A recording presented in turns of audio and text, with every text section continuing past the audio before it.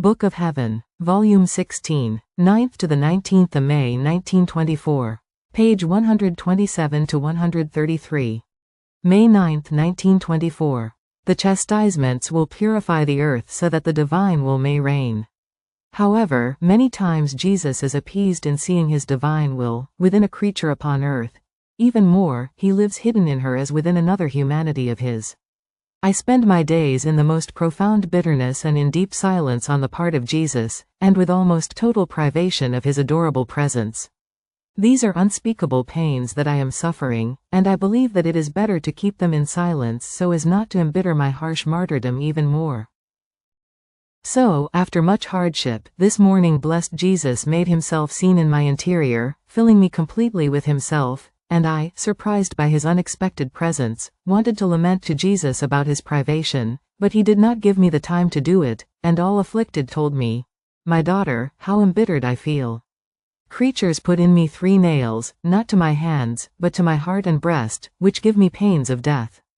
They are preparing 3 conspiracies, one uglier than the other, and in this conspiracies they are taking aim at my church. In his evil, man does not want to surrender, on the contrary, he wants to hurl himself even more along his race." And as he was saying this, he showed secret meetings, in which some were plotting how to assail the church, some, how to cause new wars, and some, new revolutions. How many horrifying evils could be seen? And my sweet Jesus continued, "My daughter, is it not right that my justice take arms against man to strike him and to almost destroy the many lives which dirty the earth, and that it make disappear entire regions together with them, so that the earth may be purified by so many pestiferous lives and by so many incarnate devils which, disguised under a thin veil of apparent good, are plotting ruins for the church and for society? Do you think that my absence from you is something trivial? No, no, on the contrary, the longer is my absence from you, the graver will be the chastisements. And then, remember how many things I have told you about my will. So, the evils, the destructions, will serve to fulfill what I have told you, that my will may come to reign upon earth. But it wants to find it purified, and in order to purify it, destructions are needed. Therefore, patience, my daughter, and never leave my will, because everything that happens within you will serve the work, that my will may have its dominion and may come triumphantly to reign in the midst of men."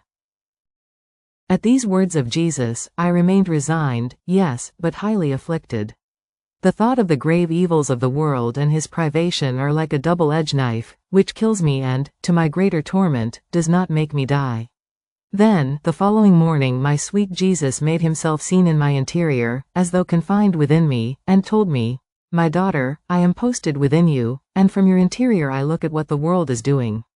In you I find the air of my will, and I feel I can be there with the decorum which befits my person. It is true that my will is everywhere, but oh, how different it is to find it as life of the creature and the creature living in it. In the midst of creatures, in the other places, my will finds itself isolated, offended, unable to carry out the goods it contains and to form a life all from itself and for itself.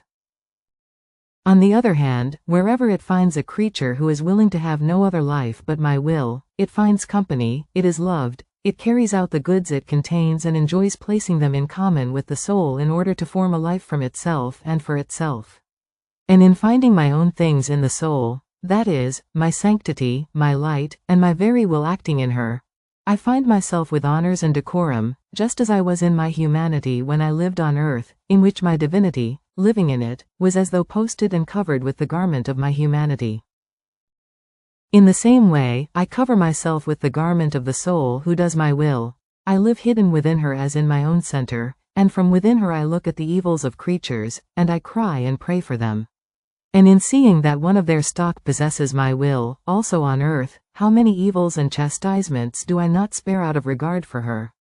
How many times I am in the act of destroying them and of making an end with them, because of the great evils they commit, but by just looking at you, and seeing in you my will and its fortress, I post myself again and I refrain.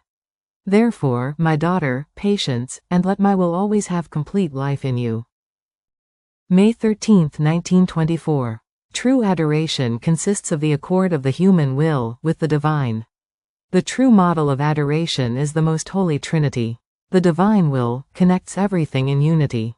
I was doing my usual prayers, and while I was abandoning all of myself in the arms of the Supreme Will, in it I intended to do my adorations to the Divine Majesty.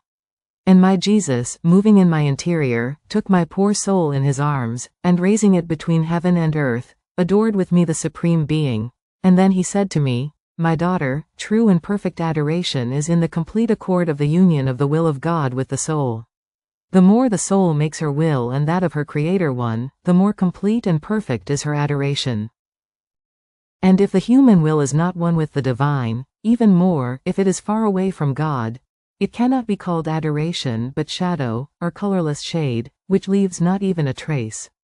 And if the human will is not disposed to receive the kiss of the union of the Supreme Will, instead of adoration, it can be insult and contempt. The first act of adoration is to recognize the will of her Creator in order to do it. If this is not there, she adores with words, but in fact she insults and offends.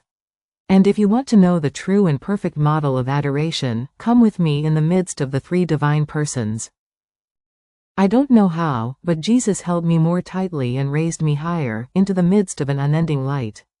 I felt annihilated, but my annihilation was replaced by a divine life, which unleashed from itself many different colors of beauty, of sanctity, of light, of goodness, of peace, of love, etc. In such a way that my nothingness was transformed by those divine colors, to the extent of no longer being recognized and of enamoring the very one who had so much embellished me. And my sweet Jesus continued, "Do you see, my daughter? The prime act of the divine persons is the perfect accord of our will.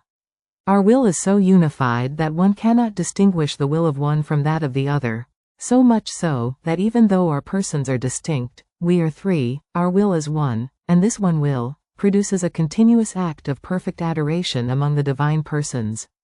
One adores the others. This accord of will produces equality of sanctity, of light, of goodness, of beauty, of power, of love, and establishes in us the true reign of order and of peace, giving us immense joys and happinesses, and infinite beatitudes. Therefore, the accord of the human will with the divine is the first link of connection between Creator and creature, and from it, the divine virtues descend into her, as within a channel, producing in her true adoration and perfect love for her Creator. And rising from within that same channel of connection, she receives the different shades of the divine qualities. And every time the soul rises in order to dive into this eternal will, she is embellished by and acquires as many more varieties of divine beauty. This is why I say that the soul who does my will is my amusement and my contentment. And in order to amuse myself, I keep the brush of my will in my hands, and as she dives into my will, I touch her up and I amuse myself by impressing on her, with my touch, one more shade of my beauty, of my love, of my sanctity, and of all my qualities. So, for me, being in her is like being in heaven. I find the same adoration of the divine persons, my will, my love. And since there is always something to give to the creature, I act now as a skillful painter, portraying my image in her, now as a master, teaching her the most high and sublime doctrines, now as a passionate lover, giving and wanting love. In sum, I use and perform all my arts to amuse myself with her. And when my love, offended by the creatures, cannot find a place in which to take refuge, a place in which to escape from those who follow me to give me death or force me to turn back to the vault of the heavens, I take refuge in the soul who contains my will within herself, and there I find my power to defend me, my love loving me, my peace to give me rest. I find everything I want. Therefore, my will connects everything together, heaven and earth, and all goods, and it makes them one. And from this alone all possible imaginable goods are unleashed. So, I can say that the soul who does my will is everything for me, and that I am everything for her. Then my adorable Jesus withdrew into the depth of my heart, and he disappeared. I remained comforted, yes, strengthened, but prey to the sorrow of having remained without him, and of having said to him not even a word about my hard state. Ah, yes, when one is with Jesus, the soul flatters herself that she will possess him forever and she feels the need for nothing. All troubles disappear and, with Jesus, all goods enter the field. But as he withdraws, the troubles come back and the pain of his privation sharpens its edge even more, which, ripping her poor heart open, without pity, renders her pain ever new and more intense. In the meantime, my Jesus appeared again, and told me that he had his heart all wounded, as by 1,000 pricks. And then he said to me, "My daughter, you too made these wounds to my heart. As you called me, you wounded me, as you remembered that you were deprived on me, you repeated the wounds, and as you suffered because of my privation, you added more wounds." On hearing this, I said, "My love, if you knew how my heart bleeds because of you, and how wounded and embittered I feel it because of your privation, to the point that I cannot take it any more. So, I feel it more wounded than you do." And Jesus, "Let us see, then, who has more wounds, whether you or I." So Jesus visited the interior of my soul, and then he made a comparison between me and himself, to see who had more wounds, whether I or Jesus. To my surprise, I saw that Jesus had more wounds than I did, although I had enough. And Jesus continued, "Have you seen that I am more wounded than you? However, know that there are true voids of love because of my privation.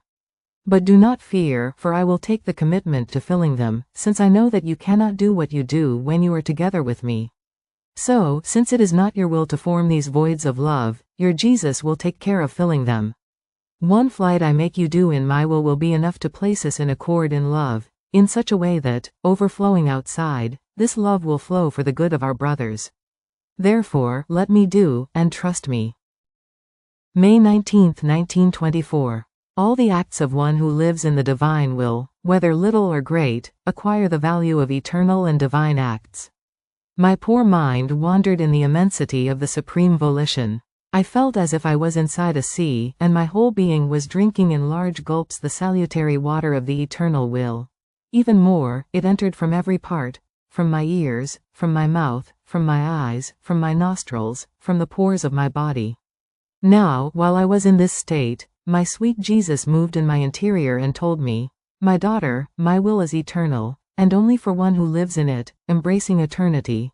All her acts, from the tiniest to the greatest, being animated by an eternal will, acquire the value, the merit, the shape of divine and eternal acts.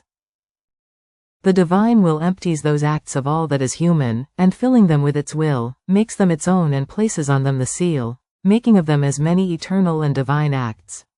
On hearing this, surprised, I said, "How is it possible, O my highest good, that by only living in your will, the creature can receive this great good, that her acts become eternal and divine?" And Jesus, "Why are you surprised? It is a most simple thing. The whole reason is because my will is eternal and divine, and everything that comes from it, being a birth from an eternal and divine will, cannot be excluded from being eternal and divine, as long as the creature puts her human will aside to give place to mine. If she does so, her acts are counted among ours, both the great and the little." And then, this happened in creation. How many things, great and small, were not created, even the little seed, the little insect. But although little, one cannot say that my great works were created by this supreme will, and therefore they are divine works, while the small ones have not been created by a divine hand. And even though one can see that all the things which were created in the atmosphere, heaven, sun, stars, etc., are always fixed and stable, while those which were created in the low earth, flowers, plants, birds, etc., are subject to die and to be born again, this says nothing. On the contrary, because they were created by an eternal and divine will, every seed has the virtue of multiplying, because all things contain my creative and preserving virtue. Now, if all created things, small and great, created by virtue of my omnipotent fiat, can be called divine works, much more can one call divine and eternal the acts which my will works in the soul, who, placing her human will at the feet of my will, gives me full freedom to let my will operate. Ah, if creatures could see a soul who lets my will live within her, they would see astonishing things, never seen before. A God working in the little circle of the human will, is the greatest thing which can exist on earth and in heaven. Creation itself, oh, how behind it would remain, compared to the prodigies I work in this creature.